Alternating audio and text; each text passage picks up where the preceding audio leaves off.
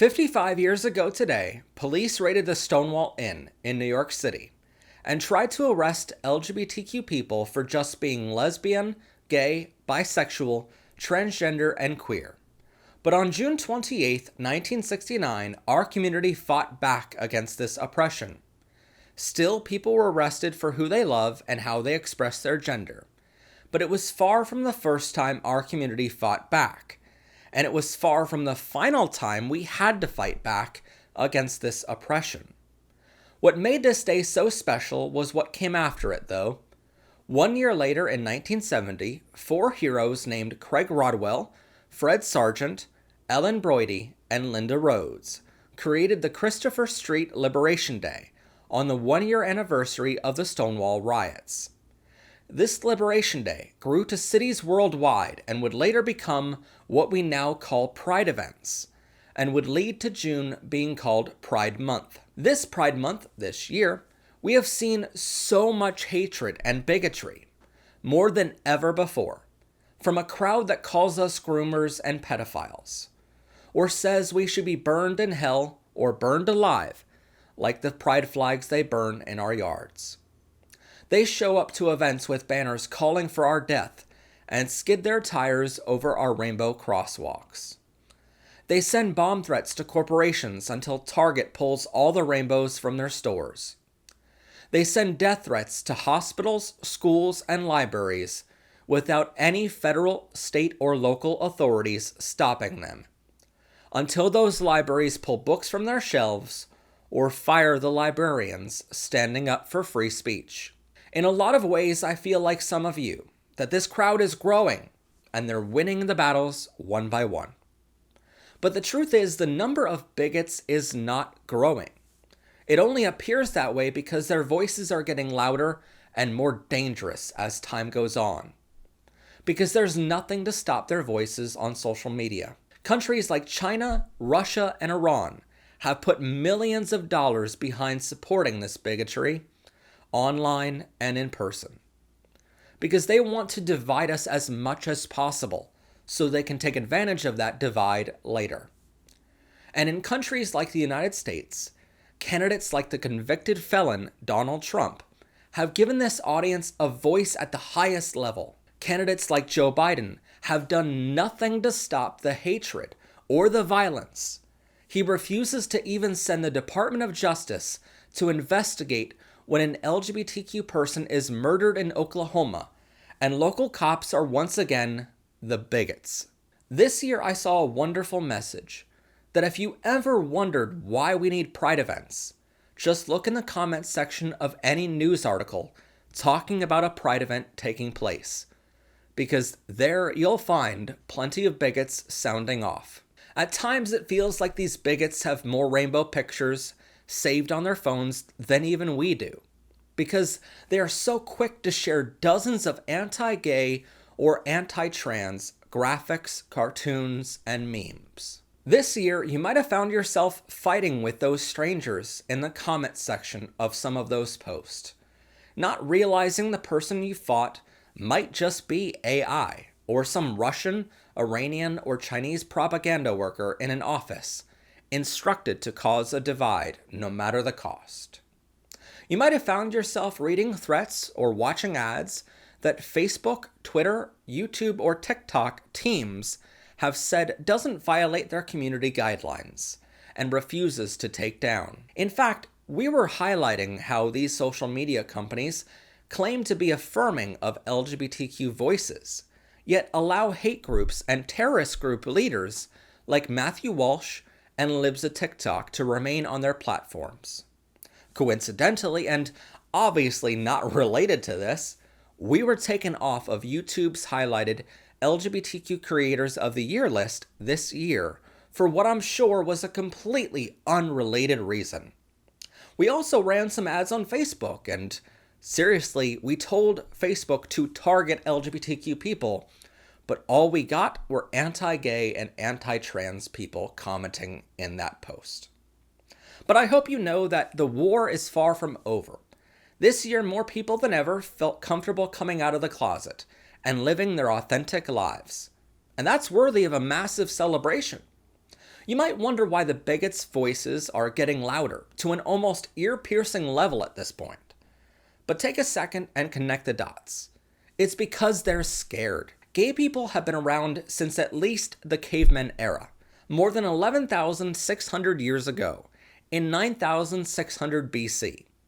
Transgender people were buried in acceptance of their gender identity at least 5,000 years ago, in 3000 BC.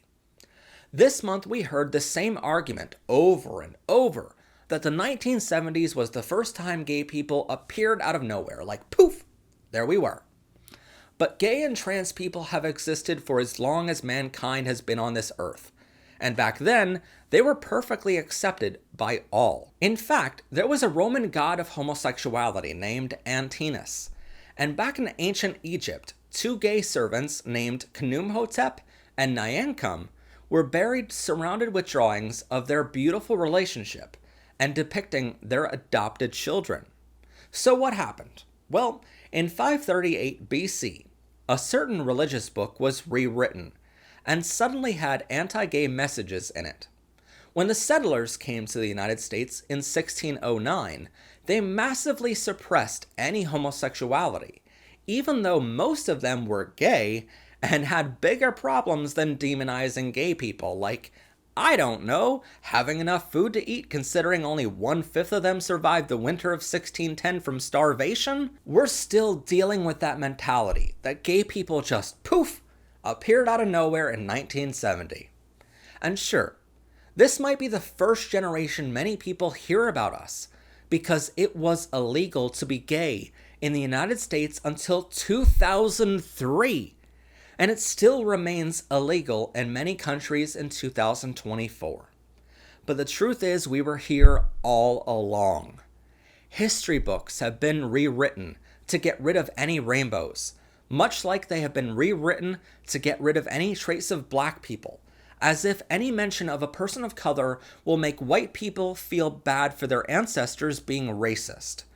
The same freedoms these bigots use every day to say horrible things was given to them under the First Amendment of the U.S. Constitution, written by gay people.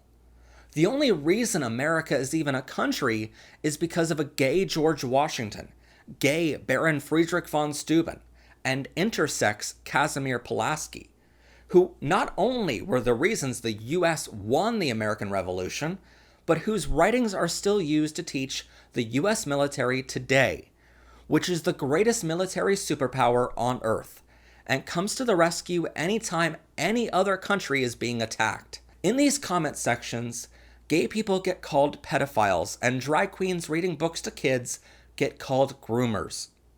Not only is every single one of these comments slanderous and could be brought to court as libel, but every single one of them traces back to September 1937.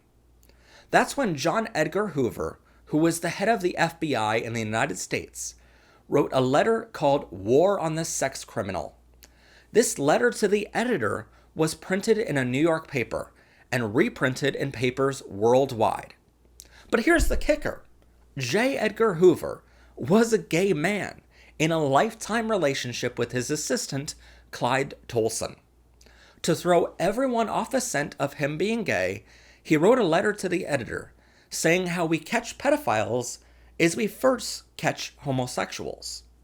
This was the earliest trace linking the two, but he later admitted he had no evidence to say such a thing and made it all up to throw people off, even though he was very unsuccessful, by the way. The damage he caused was monumental, but in those days, even he could be fired for being gay. So he needed something to throw people off of him being gay, and what better way than to attack gay people with the most terrible accusation possible, and destroy the lives of millions of LGBTQ people for generations to come. If you notice, nothing these bigots say is original anymore. It's just yet another version of the same 2 or 3 bullet points. Not everything our community does is perfect, but nothing rises to the level of being called such terrible things, or being told we have a mental illness. Especially when it's a scientific law that transgender people are valid according to numerous scientific studies. It's proven being gay is just as scientifically valid as being straight, and it's something we're born with. But yet, our community is attacked time and time again. Let me make this clear. In 1969, no one ever threw a brick at the police. That was a rumor started years later from people who weren't there in person. Gay people weren't born in 1970. That was just the first time these homophobes had to see gay people out in the open, unafraid of showing the world who they were. Homophobes loved us in the closet, and we still get told every day that we should go back in the closet to make them more comfortable.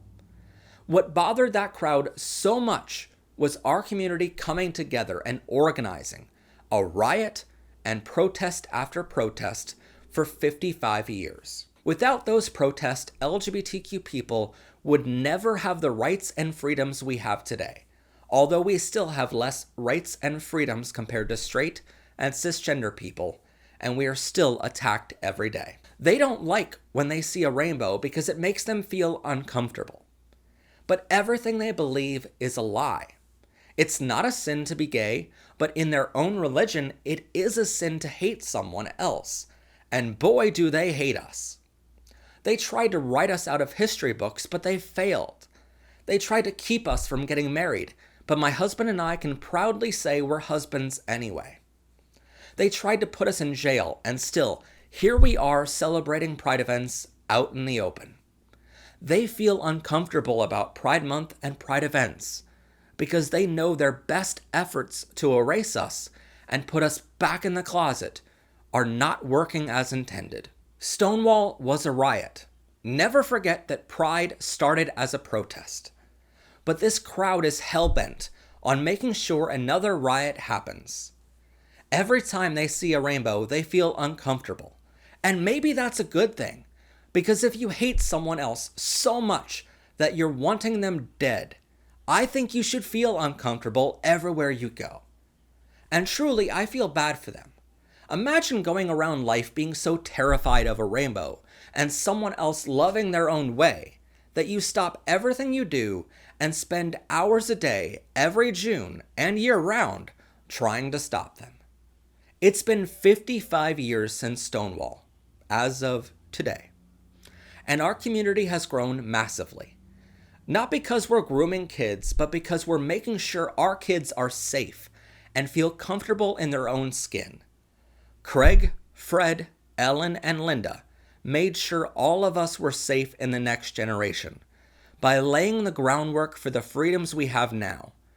It's our job to pass the torch to the next generation and not spoil the opportunities given to us by such incredible heroes. So please, no matter how loud that bigoted crowd gets, never stop fighting.